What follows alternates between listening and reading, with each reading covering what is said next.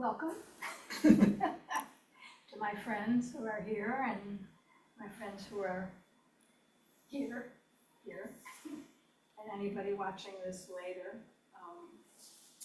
So this is the first episode in some kind of a sequence, that we're going to call Shambhala 101. And that's in reflection of a course that we did a couple years ago for like a year that we call Buddhism 101. So some of the people here took that course and said, how come? Well, we had a conversation about the fact that we don't talk that much about what Shambhala is. And wouldn't it be interesting to have something like Shambhala 101? Since we're all here and we all come here to practice, but a couple of years ago, I don't know if you remember this, we were encouraged to create an elevator pitch for what is Shambhala. Nobody could do it. So like, because it's not simple. And so then I think we just kind of stopped trying to do it, but that's not the best approach. I think the best approach is really to just launch in, and I'm really excited to explore Shambhala with you because I've been in the Shambhala community since 1979, so that's like what, 45? Before me. Yeah, about 46 years. And I came into it really intrigued and passionate, and 46 years later, I am still intrigued and passionate, and so I'm super happy to open this up to you, my friends, and see where we go. So I wanted to start with meditation, because we're here in a meditation center, and I know we all practice meditation or are intrigued to practice meditation or aspire to practice meditation. And so I really wanted to start with what is meditation? What do we mean when we say that word? And it really means a practice or an approach that allows us to be still and pay attention to what goes on in our mind and our perceptions. And what we know about our minds is that we have this layer of mind, sometimes we call it monkey mind, right? That just blah, blah, blah, blah, blah, blah, blah, blah, blah, constantly, and gets pulled in a lot of different directions.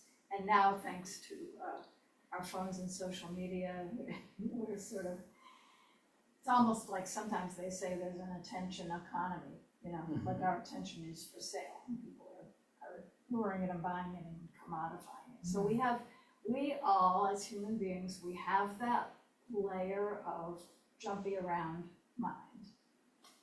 And as human beings, we have this other aspect of our mind that is aware and open and insightful and able to pay attention and able to really notice things when we pay attention and really notice people and notice emotions. And I guess you could say we have this other part of our mind that knows we have a monkey mind, right?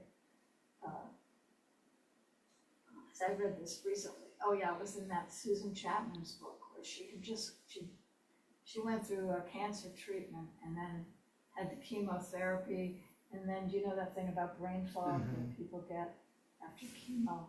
And she said one day she complained to somebody about all her brain fog, and the person said, well, how do you know you have brain fog? Well, you know you have brain fog because this other part of your mind knows what's going on. And so we could say in meditation, what are we doing? We're trying to give space to let the monkey mind settle so that we can teach ourselves to differentiate between blah, blah, blah, blah, blah, and this, what did I call it? Awake nature. That would be what the Buddhists call it. Or our deeper selves, let's say. So that's like what the approach of, that's what meditation is. And human beings have known about this as long as we know what human beings have known. Like, this is not 21st century knowledge. But if you go back to ancient cultures, Taoism and pre-Taoism in China, the ancient Greeks and before, certainly the Judeo-Christian tradition, and certainly the Buddhist tradition, certainly the Hindu tradition, like all of this is known. Human minds are like this. We've got this part and this part. And that there are ways to choose what to pay attention to. So there is a body of human wisdom about this. And then the Buddhist tradition in particular, and the word Buddhism means awakeness. In fact, sometimes some Buddhists say that it's not an ism. But in historical terms, it certainly gets turned into an ism. But that is a tradition of awakeness. And has a lot of wisdom about how the mind works. And then has a lot of very practical approaches to meditation practice. So it is a really valuable resource to us. But one of the things that is said about Buddhism or the Buddha Dharma is that it's like clear water. It's very plain. It's very transparent. It's very simple. Doesn't come with any particular belief system. It's just observations about how the mind works. So it's like water, and to drink it, you have to drink it out of a vessel. You have to drink it out of some kind of a cup. So there really isn't any such thing as pure Buddhism, like devoid from any kind of cultural or social context. And that's because we're human beings, and when we talk to each other, we talk in language with symbols in a particular setting. I mean, that's just how humans are, right? We're social creatures. We don't, sometimes there's fantasies about that the non-social human, not complicated because they don't get raised in complicated cultures. Yeah, they don't survive because humans need humans. So Buddhism, or that tradition of meditation and all that goes with it, always comes in a cultural and social cup. In the Buddhist era, which is 500 BC or so, that was a tradition, that was an era in northern India where there were a lot of, it's very common to see these sadhus, like wise men, wandering around in very simple clothing and begging for alms. And they would have followers. It was, that was a cultural, social thing that was common in that era. And so that meant that when the Buddha, Shakyamuni Buddha, went out and started teaching, and he was like that, he did that, he wandered around and had followers and ate when people gave him food and slept where he slept in the forest, and et cetera, et cetera. That wasn't weird, right? That was how that was how you got wisdom in those days. If somebody did that now, you know, they pick them up and take them firehouse shelter or, you know, call social services, or if he was scary, call the police, right? That wouldn't work. That wouldn't be our social culture, but it was his. So that's an example, you know, we have Zen Buddhism, a beautiful, incredible tradition, deep tradition of Buddhist teachings, and it came out in the culture of China and then Japan. So a lot of the aesthetics of Zen and the practices and the philosophy and the way they frame teachings is very Japanese. And then I'll talk about this some more, probably a lot more, but the Buddhist tradition that we inherited came from Tibet. Consequently, we've got a lot of things that you wouldn't find in a Zen setting because we're pulling from the symbology of Tibet. So I guess that's clear. I was thinking about that's been to Vipassana retreats. So that's a tradition comes out of Southeast Asia. So all the Buddhism that we know has a vessel. And so right off the bat, what I want to say is Shambhala is a vessel for sipping the teachings on wisdom, compassion, and meditation. And the interesting thing to me about it is that it's a vessel that we're creating right now. That you know, in our culture started about 50, 55 years ago by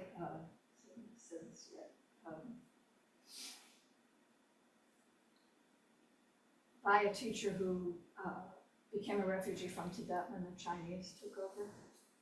So it was, and he came to the West and said, oh, to teach Buddhism, we're going to need a vessel.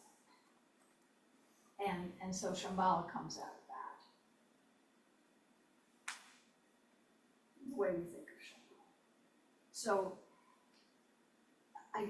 this is the thing, I guess, that really intrigues me, is that I feel like I was there from almost the beginning. So if you want to say, well, how would you do that? I can say, well, I think you do it this way. And we could actually have a conversation. And very much all of us who are connected to the community now, we're part of that conversation. So I always say to people, the plus side of that is we can make it be what makes sense to us. The downside is nobody can tell us, here's this fabulous vessel that you can have, because we're building it. We're building it now, but it's quite fresh. And so that's really what I want to do in this series is like think together with you about what's the wisdom that's helpful, what's the meditation practice that's helpful, and then what kind of container do we create for it that supports.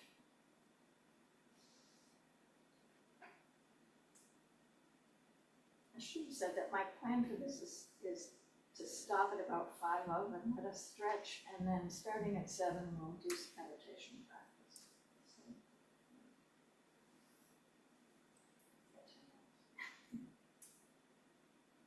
Okay, so this center is called a Shambhala Center, as you know.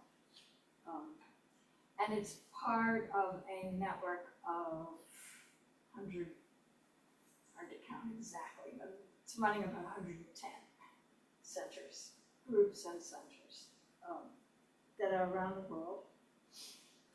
Mostly North America, Canada, and Europe, but also New Zealand, Australia. South America, Santiago, Sao Paulo. One guy's holding out in Bangkok, Thailand, with a small group of people. So we're a network of centers. We don't call them Shambhala Buddhist centers.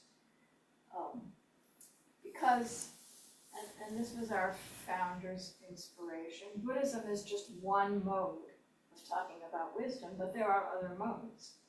And it's actually, one of his big aspirations was that we would end up with Christian Shambhalians, and Jewish Shambhalians, and Hindu Shambhalians, and Muslim Shambhalians, and that we would have a space where we could all talk about human wisdom that wasn't sectarian in that way.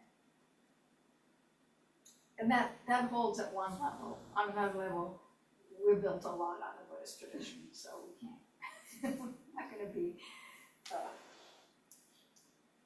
don't know what the right word is. We're not gonna diminish that, but so we call them Shambhala centers. And the Shambhala centers, the person who came from Tibet originally, who began this tradition,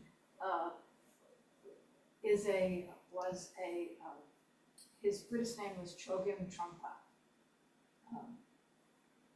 Because he was part of one of those lineages like the Dalai Lama is, where you have a first and then the first is reborn into this, becomes the second Dalai Lama and the third Dalai Lama. Right now, we're on the 14th Dalai Lama. And this person, Chogyam Trungpa, he was the 11th of the Trungpas. He said, though, that he didn't really intend to be reborn in that. He wasn't going to be reborn in that way. But there is somebody called the 12th Trungpa who lives in Tibet. Okay, and I'm going to talk more about him because it's a very interesting biography, but basically, he was recognized very young, like 2 years old, as the person who was going to become the abbot of this traditional Trungpa monastery, and was a bright little boy. And, a little mischievous, and well-trained, and recognized early as somebody who was going to be a good teacher, insightful, a good writer, a good speaker. When he was 19 years old, the Chinese invaded, and I don't know how much you know about the history of Tibet, but among the people that were really targeted by the Chinese army when they invaded were all these people who were heads of monasteries. Because, it was a communist takeover, and the intention was to take all that land and wealth that was part of the monasteries and redistribute it, taking a cut, of course.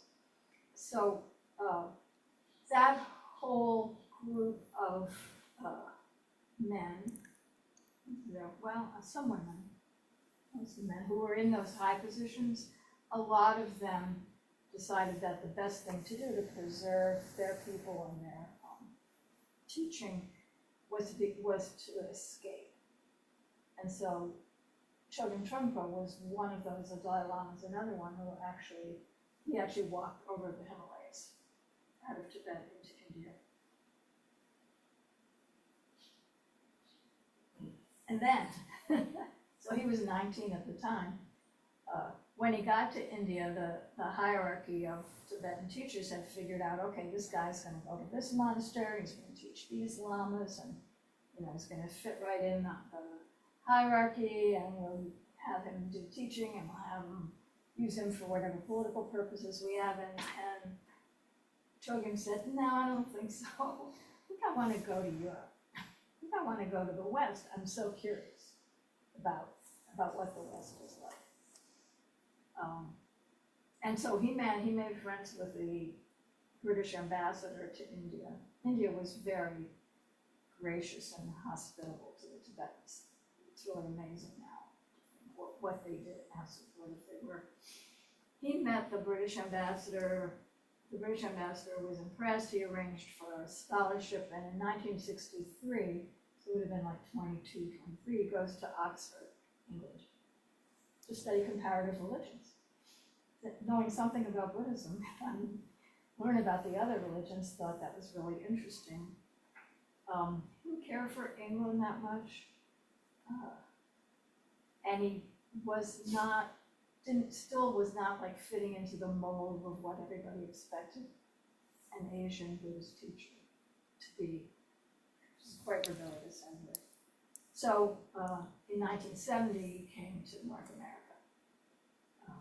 and taught here, Canada, North America, and Europe to some extent for 17 years, and he died in 1987. But really, what I wanted to say, two things about him. One is that when he met Western students like us, and this is like the late 60s, 70s, so you may have been there, or you may know by reputation, sort of the hippie era, but curious. Other Tibetan teachers felt like the Westerners were basically barbaric and stupid and hopeless to be as Buddhists. But we might work to be donors to the Tibetans who are really going to do the practice. But Trungpa did not believe that. He met Western students and he said, totally, these are workable people who have that same open, awake mind as everybody else. They just need cultivation. So he learned English, he taught in English, he was one of the first people to teach in English. It's common now that he was one of the first people to realize that what the Buddhists talk about in terms of mind and how the mind works in Buddhist terms, in the West we use psychology and neuroscience to talk about how the mind works. And so he was one of the people who early recognized that and began to use psychological metaphors in his teaching, which helped us a lot because it gave us a handle on what the heck they were talking about. Whereas when we read the more traditional Buddhist texts, sometimes it's kind of obscure. So that was one thing that he really believed that we could do this. But the other thing is, and this is what I'm going to, is that he could see that there were a lot of things about our culture and our social systems that were going to make it really hard for us to connect to our awareness and to practice meditation. That in particular, a lot of materialism, physical materialism, he calls psychological materialism, spiritual materialism. He was very concerned about that. And materialism means the way we turn, how we turn everything into a commodity. And we figure you can basically buy anything and sell anything. And even ourselves, we think we're commodities, right? We think we're machines. Or we have that cultural narrative, which he felt was an obstacle. And other Tibetans have noticed this too, that in the West, sort of intrinsic negative sense of self, a low self-esteem is very common. It's not particularly found in the Asian cultures. So it's very confusing, like guilt. That people say there's no word for guilt in Tibet. Oh, there's a lot of words for guilt the way I was raised. So, the way, how speedy we are, the fact that our land here in North America is full of natural sites that were sacred to the indigenous people, and we just trash them. We don't know what they are, and we don't care about them. That we felt was just a real obstacle to us being human. So you can see where I'm going in terms of what Shambhala wants to do, but I wanted to just stop and ask, maybe a couple of people want to suggest, does this resonate with you, and are there things that you think about from our social situation that feel like obstacles to meditation practice, that make it hard? Hard to sit still, hard to make time, Savita's nodding. You gonna name one? I think the speediness that you mentioned before is very relatable. Even now I'm tapping my toe and I'm aware of that. And I wish I didn't have to fidget with my stalk during your presentation, but in order to stay connected, that was just what I needed to do. Right. And it's common. It's Right. calming. Really, it's Mhm. common that speediness is that is sort of, if you're not speedy, think you're kind of odd. I also think, and I noticed this after moving to US, is the individualism and the independence sort of which is promoted, that you shouldn't rely on anyone. It's a big barrier, because such things can only happen through connection, and psychologically too, I think. In India it was pretty common, like you get together in a group and talk about spirituality. So to have that awakened mind, I think you need to be able to connect to people who you're not related to. I think that's very true. Speediness and individualism. That's funny because I agree with that completely, and at the same time, there's also this idea that, you know, just doing something for yourself is selfish. You're just focusing on yourself, and you're not doing anything for other people, your family or whoever. So it's both. Yeah, agreed, definitely. And how many people, when you talk about Buddhist teachings on compassion, and you say you have to start with compassion towards yourself, people say, "Oh no, run into that." Yeah. So I mean, you could see, and he was very extremely astute person, so he could see all this, and then his aspiration was, well, you know, he even said, I don't think we're ever going to be effectively able to teach the deep teachings of Buddhism unless we have a culture and a society that's more amenable. And so that was really the inspiration for Shambhala. So I've already not come over my time. I'll just say that in Sanskrit, Shambhala means source of happiness. And it actually connects to a pan-Asian, pre-Buddhist,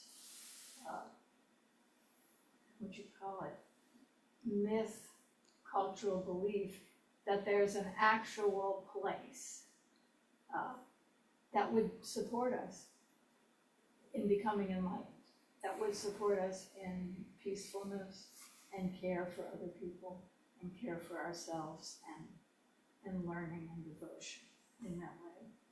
And that in a lot of contexts it's called Shambhala. What is it, that novel from the 1940s, James Hilton, called Lost Horizons? He said Shangri-La, but he was picking up on that myth. So that's for Shambhala.